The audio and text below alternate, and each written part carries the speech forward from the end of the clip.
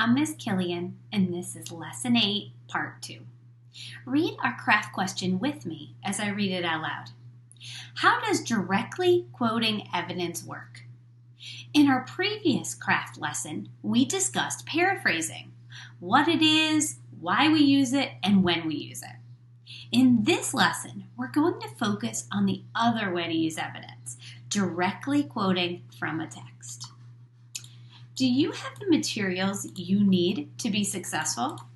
First, you need your journal or something to write with. You could use your electronic workspace. You also need a copy of the text. We are the ship. If you don't have it, don't worry. I'll show what you need on the screen. And finally today, you are going to need handout 5A, Fluency Homework. This can be downloaded at greatminds.org under Student Downloads. Pause the screen to get the materials you need for our lesson today.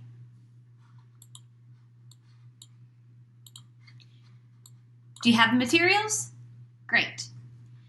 So let's start with a question. How is directly quoting evidence different from paraphrasing evidence?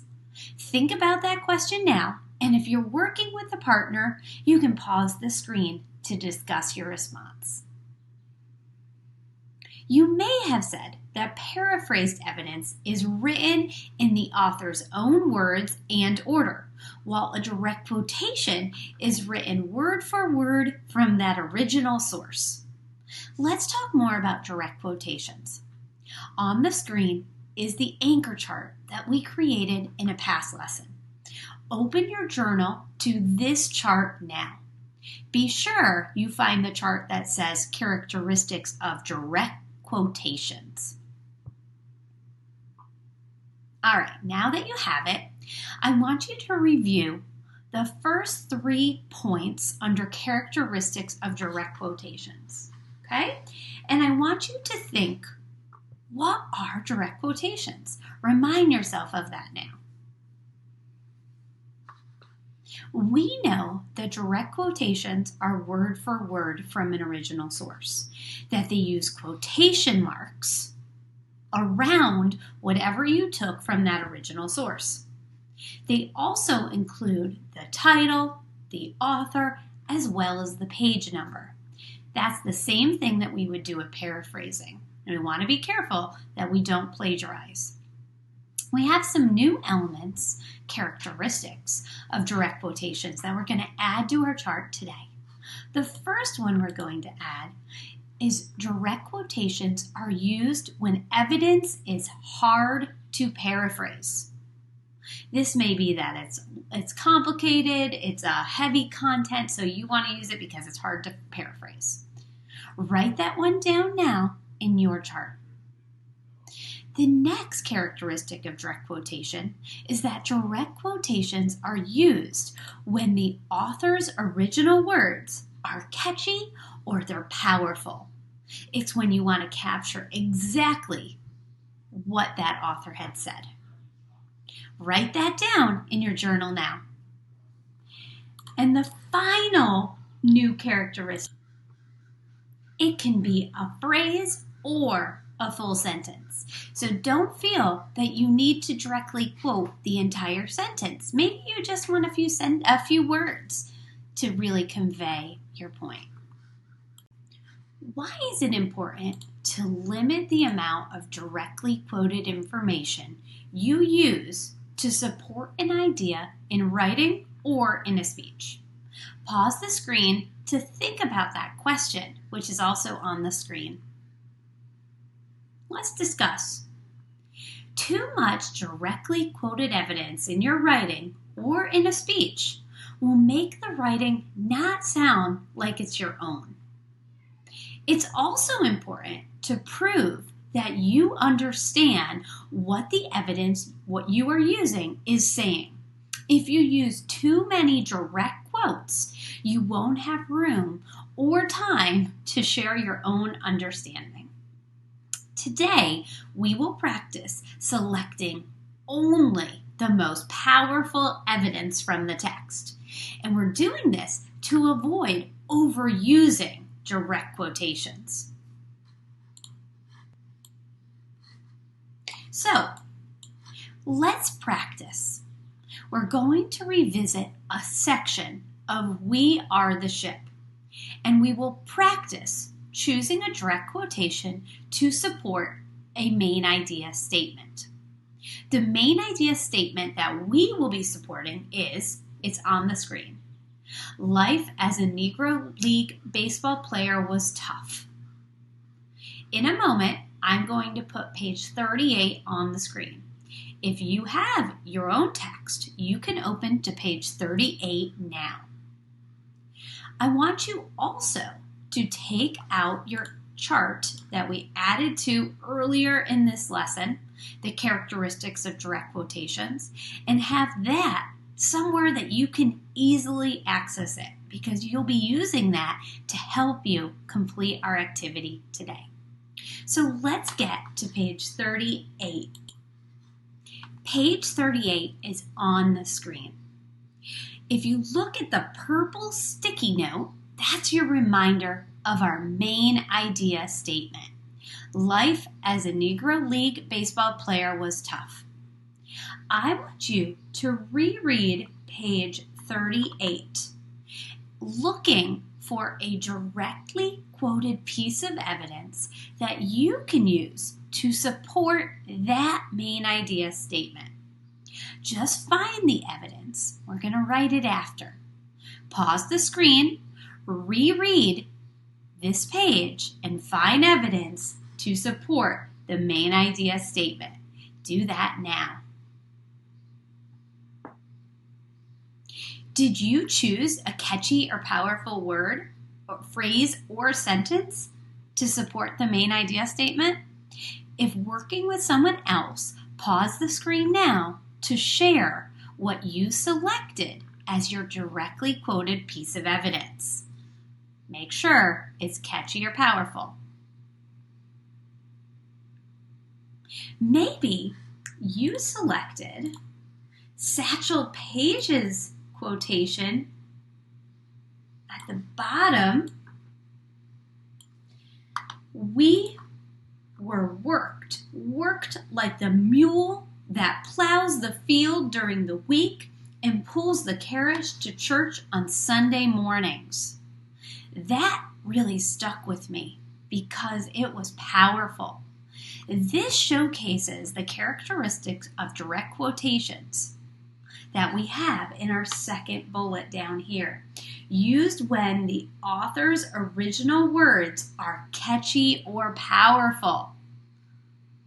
I use this because I thought that his original words met that characteristic.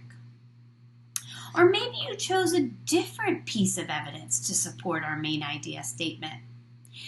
Another piece of evidence that I thought was powerful was this statement down here. Let me make sure I got my pen. It meant we could play 3, even 4 games a day instead of 2. They were really worked hard. That shows that life as a Negro League baseball player was difficult. Now, I want to put that into a statement. I can go back up here and look at the characteristics of direct quotations. I know that I need to copy it word for word. I also want to make sure I use quotation marks and that I include the title, the author, as well as the page. Okay? So here is my directly quoted piece of evidence. Read it as I read it out loud. On page 38 of We Are the Ship, Nelson said, we could play 3, even 4 games a day instead of 2. So I used a phrase. Did I quote it word for word, thumb up or thumb down? Yes, I did. I copied it exactly as it is on the screen. Did I use quotation marks around the words from the original source? Thumbs up or thumbs down? I did. I used quotation marks around the original source words. Did I include the title, the author, and page number? Well, there's the page number, there's the title, and there's the author. I did all of those characteristics of direct quotations. Now, you are going to have the opportunity to practice yourself with a different piece of text. So, I want everyone, if you have your text, to open to page 23, and I'm going to put page 23 on the screen. Okay, page 23 is on the screen. You also could be opened to page 23 if you have your text.